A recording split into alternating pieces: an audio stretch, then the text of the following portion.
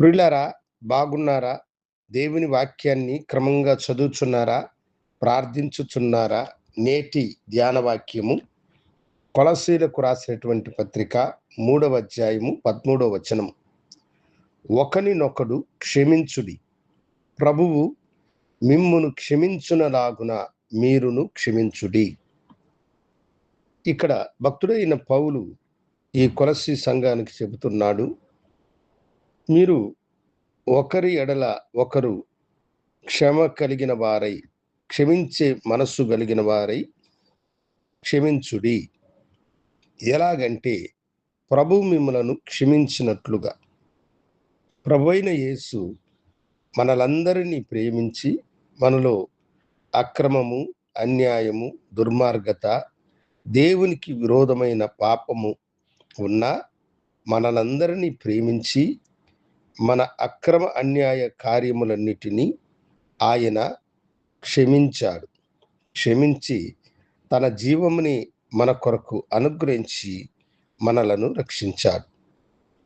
ప్రభువు మనల్ని ఎలా క్షమించాడో అలాగనే ఇతరులను కూడా మనము క్షమించాలి అని ఇక్కడ భక్తుడు చెప్తున్నాడు. చాలాసార్లు క్షమించే మనస్సు మనకుండదు. మనము వారు చేసినటువంటి కీడును నేను మర్చిపోలేకపోతున్నాను అని మనం అనుకుంటాం. కానీ క్షమించే వారే దేవునికి ఇష్టలైన వారు, క్షమా హృదయము కలిగిన వారు దేవుని బిడ్డలుగా పరిగణించబడుతూ ఉంటారు. ప్రభువైన యేసు ఒక ఉపమానంలో ఆ మాటను చెప్పాడు. ఒక యజమానునికి ఒకడు చాలా దేనారములను బాకీ ఉన్నాడు. వాడు ఆయన దగ్గరకు వచ్చి, అయ్యా, నేను ఈ యొక్క ధనమును ఇవ్వలేను, నాకంత స్తోమత లేదు, నన్ను క్షమించండి అని ఆయన్ను వాడు వేడుకున్నాడు.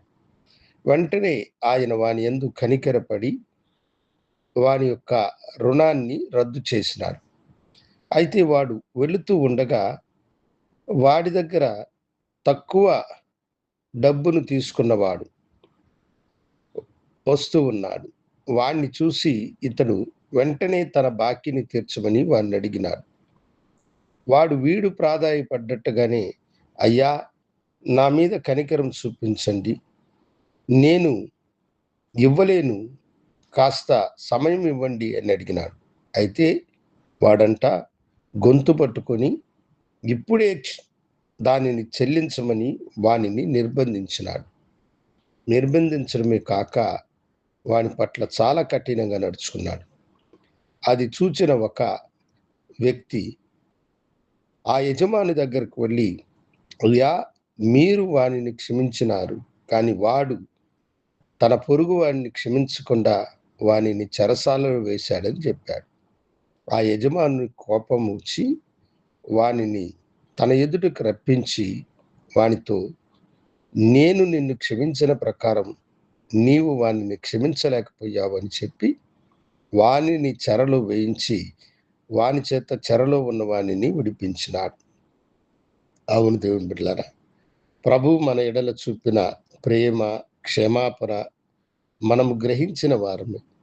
మనకు అన్యాయం, అక్రమం చేసేవారు ఉన్న వారి ఎడల దయతో మనము క్షమ కలిగిన మనస్సు కలిగిన వారమై వారిని క్షమించే కృపను దేవుడు మనకు అనుగ్రహించులాగన మనం ముందుకి సాగినప్పుడు మీరు చేయు పనులన్నిటినీ దేవుడు ఆశీర్వదించును.